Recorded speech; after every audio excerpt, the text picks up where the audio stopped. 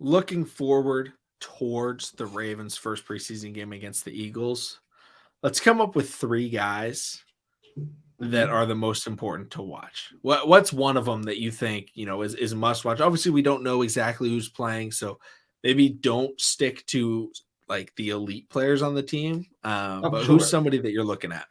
Anthony Brown for sure. I gotta start first, man. I know everybody talk about Snoop. Everybody loves Snoop. Everybody feel like Snoop's going to be the number 2 QB, but I do feel like in this type of style of offense that's going to be that's going to be ran.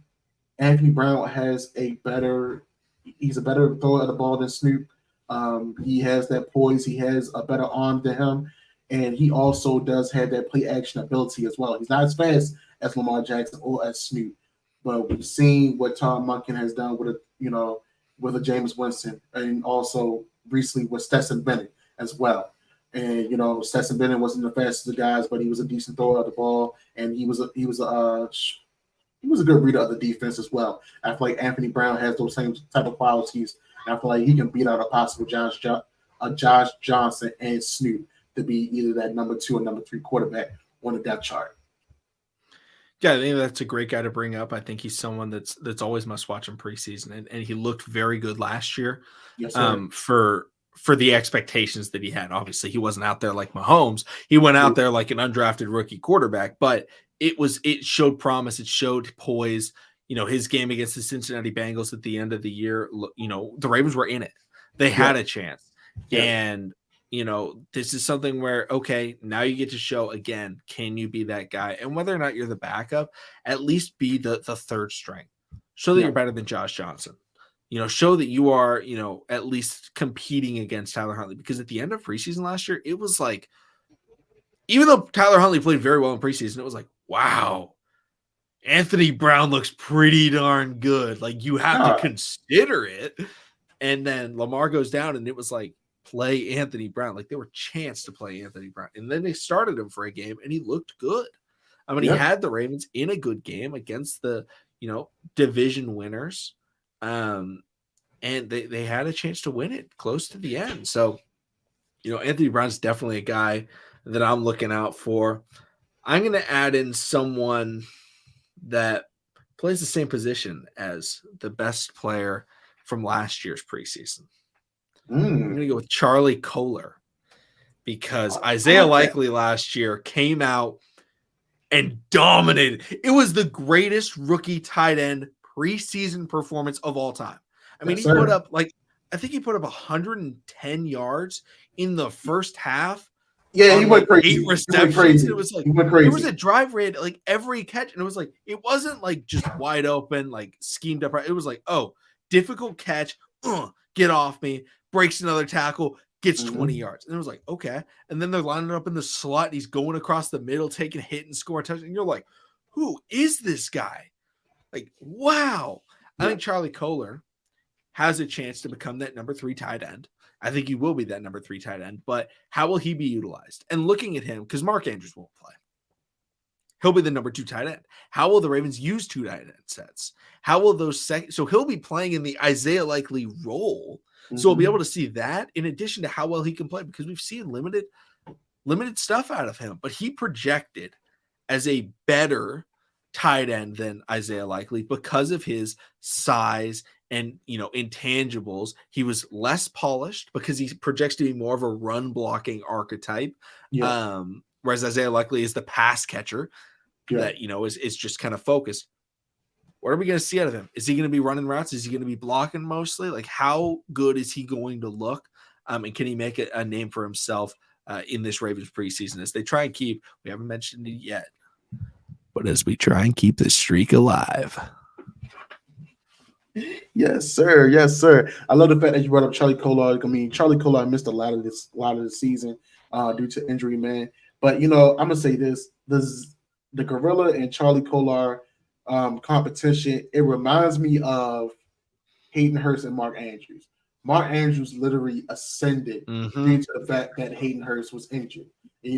Literally was next man up, and he's been running with it. Charlie Kolar, he doesn't have that same mentality as a Hayden Hurst, which is great. So I definitely feel like, Charlie Kolar can find his way, on this roster, being that third tight end. And I believe we did talk about, do we keep, 3 tight ends plus Patrick Ricard on a previous episode? If y'all haven't checked on it, go ahead, watch that. Shameless plug. That's what we're offensive lineman Patrick Ricard now, potentially. The Swiss Army knife, baby. Yep. The Swiss Army knife, he got a. They're not cutting them. I don't think they want to be using that dead cat money, So I feel like they probably doing the type of energy of we're going to use this guy one way or another, which by all means, totally get it. But I definitely feel like Charlie Kolar can be another interesting piece, chess piece to our offense, and can definitely set this team ablaze because he was supposed to be a red zone threat as well. He got that big body basketball frame where he can box the corners out or safeties and go up and get the ball. And I believe we did see a little bit of him towards the end of the season. And he has good hands, decent route running, and he's been getting. I've been hearing reports here and there, him making his presence known in camp. Yeah. So let's definitely see how he progress and see how he continually make his name known, his presence felt come this weekend. Yeah, that's definitely a good point to bring up. How is he going to be able to extend upon the whole left by the weapon, and then is he going to be able to get in this new offense? Because the weapon made sense because we had 3 tight ends. But now that we don't have, Greg Roman's offense, do we use him? How do we use him? Does he come in on run situations? How is his blocking improving? Because remember, Isaiah Likely looked horrible blocking last year in the preseason. It was like, oh no, you can't even play this guy. He can't block. It was so bad. It was like he had like 3 holding penalties. It was rough. Even though it was about bad as oh my gosh, what was the running back that we let go that the coach picked him up? Tyshawn Williams. Even though it was bad as Tyshawn's, they still kept Zay. I mean the gorilla, Big Zay. Big Zay as Isaiah wanted to be called, Yeah. But another position, this might throw the monkey wrench at people. I don't know how they're gonna feel about this. But I feel like we may have to throw Mr. Tavius Robinson from Ole Miss in the mix too. I know we didn't talk about him a lot, but that's a big body frame that once we looked him up, he was picked up. He's picked up late in this past year's draft, and we looked at and saw how he can be utilized in this defense, almost in a Travis Jones type of role.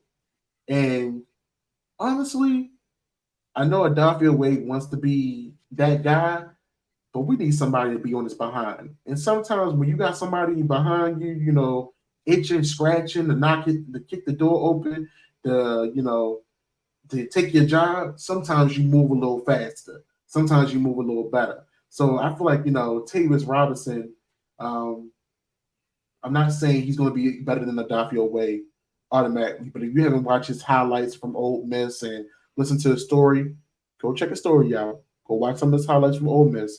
Go see how he lined up on the outside and play against some of those tackles in the SEC. Those are some of the best tackles to play against, NFL caliber too, guys, and see how he fared against them. And I feel like, Tavius Robinson could be another guy, an edge rusher that, sets the tone.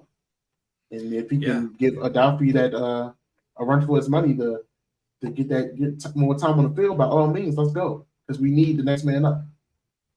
Yeah, I think Tavius is definitely somebody to watch because, he's someone that's trying to fight for a spot, right? Do the Ravens need to sign another edge rusher, or do they feel comfortable in the players that they have? And one of my favorite things about Tavius Robinson in his film was that he always attacks the football. Not just in going after the guy with the ball, but going after the football itself. He wants the strips. He wants the forced fumbles. He wants to get after it. And that's something that this Ravens defense has been lacking, in recent years, and especially will be lacking now that Marcus Peters is gone, is the turnovers. So if you have a guy that can get to the quarterback and is trying to get the ball out, that's valuable. So seeing how he performs just as a guideline of, okay, this was his first game, but the Eagles churn out offensive linemen. Like that's what they do. That's what they focus Yes, on, running the football, churning out a lineman. He projects as like, hey, he can set the edge and he can use strength in order to get to the quarterback or running back or whatever it is. Similar to Odafe Away in that sense, maybe a little bit less athletic, but maybe a little bit stronger than he is. Overall, I think he's definitely somebody to look out for as, what do we have in this guy? Is this guy another one of those just late round pass rushers that don't do anything? Or is he one of those Matthew Judons, those Pernell McPhees that we've drafted, those Zadarius Smiths, those Tyus Bowsers that all of a sudden you see him in their like first couple of games, you're like, hey, this guy, we got something. Maybe it's not refined, but this guy can become someone, and hopefully he stays actually with Baltimore because most of those guys ended up leaving. But we have someone there. We have some potential. That's what I want to see this game. He doesn't have to get a sack, but if we see him setting the edge, we see him getting a little bit of pressure, some push, I'm going to be very happy with that. Yeah, absolutely, man. Yeah, man. I mean, it's definitely it's fun. We're getting football back. I know some of the high school guys are getting ready to put the pads on, and shout out to those juniors and seniors, man. It's nothing like Friday nights under the lights, and I know some of these guys out here traveling Saturday nights under the lights as well. And then we getting college football back. But we get into the big boys. And the big boys about to get ready to play, man. It's fun, man. It's glad to constantly be back on here doing our shows, and just be on the lookout for more to come, y'all. We got Ravens football back, baby. Yeah. Can't wait for it to happen. Everyone make sure to come through to the pregame and postgame streams, especially in the preseason. That's when we get to analyze kind of every player. So make sure to come through to that. Thank you all so much for watching or listening. Subscribe for more Daily Ravens content. We'll see all of you again next time.